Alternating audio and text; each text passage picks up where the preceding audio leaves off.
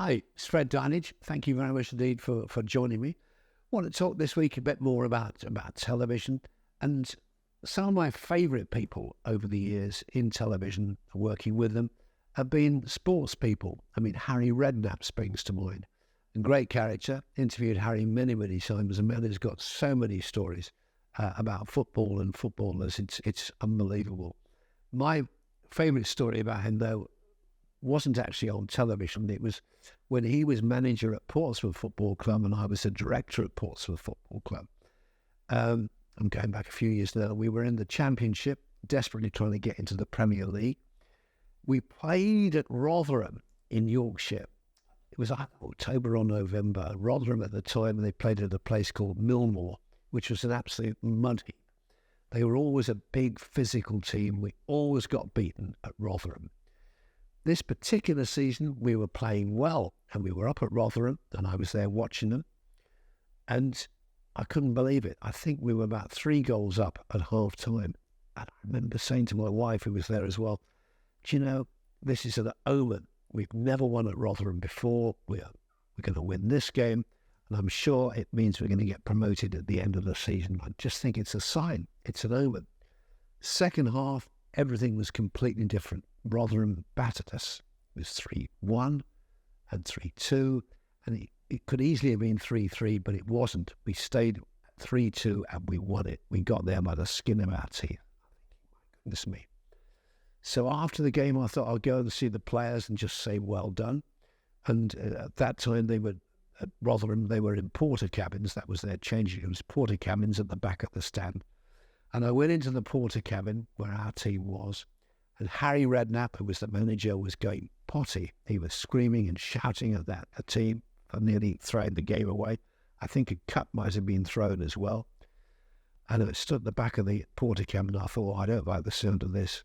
It was getting really heavy. I thought, I'll slip out now while the going's good. And Paul Merson, one of our players, the great ex-Arsenal player, and now, of course, on Sky Sports, Paul Merson saw me.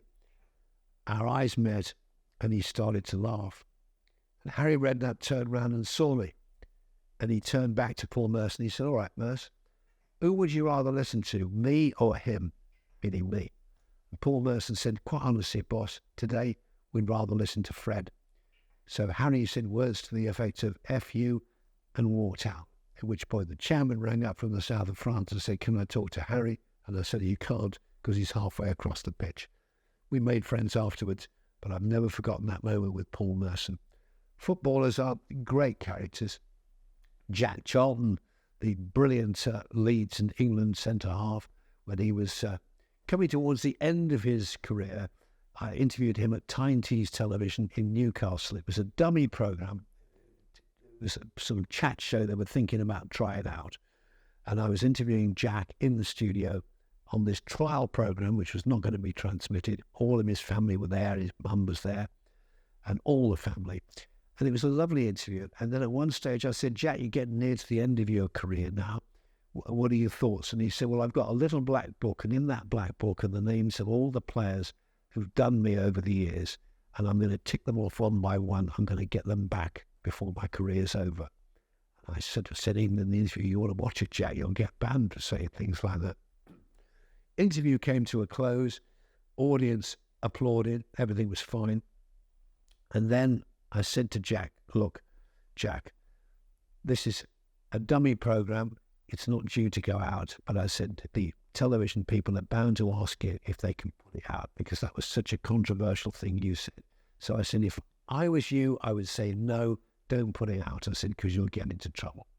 Sure enough, the TV people said to him, you know, Jack, can we put it out? And Jack, being Jack and easygoing, relaxed sort of bloke, said, yes, that'll be all right.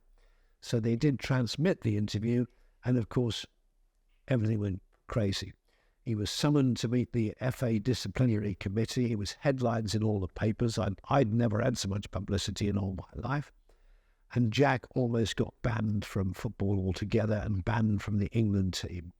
I saw him a few weeks later in the studios of Yorkshire Television in Leeds, and he said to me, I said, Jack, sorry you've got into all this trouble. And he said, I'm sorry you've had all this publicity. For me, of course, it was great. For him, it wasn't so good. but what a great character he was. Wonderful man, Jack Charlton. I love sportsmen. Another great Yorkshireman was a guy called Richard Dunn, who was a boxer, heavyweight boxer, who we featured on Yorkshire TV, on sports programmes out there in the 70s many, many times. He's just an ordinary little fighter, but a lovely fella. And he became British heavyweight boxing champion. Very simple fella, very nice guy. And then out of the blue, he got the chance to fight Muhammad Ali in Munich.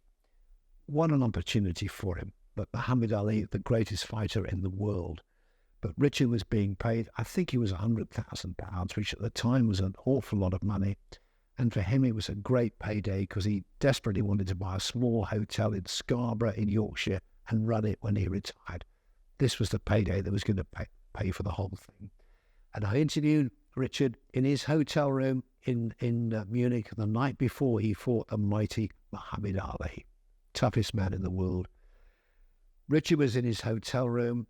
I said to him, "How are you?" And he said, "Oh, Fred, it's terrible. I really want to go home." I said, "Why?" He said, "Well, I'm going to fight Muhammad Ali tomorrow, and I miss my wife, I miss my kids, and I really don't want to be here." And he started to cry. I couldn't believe it. Richard Dunn, British boxing heavyweight champion, about to fight Muhammad Ali, and he was crying. I remember saying to my producer, "What the hell's going to happen to him tomorrow?" But amazingly, he was a real tough Yorkshireman, a gritty man, a good man, and he actually lasted. He got knocked down a couple of times, but he actually lasted 5 rounds with the great Muhammad Ali. And it was, Muhammad Ali said, what a courageous fighter he was. And one of the things I've got at home, pride of place in my house, is a picture of me in the boxing ring interviewing the mighty Muhammad Ali. Great memories, great sporting memories I'll always take with me.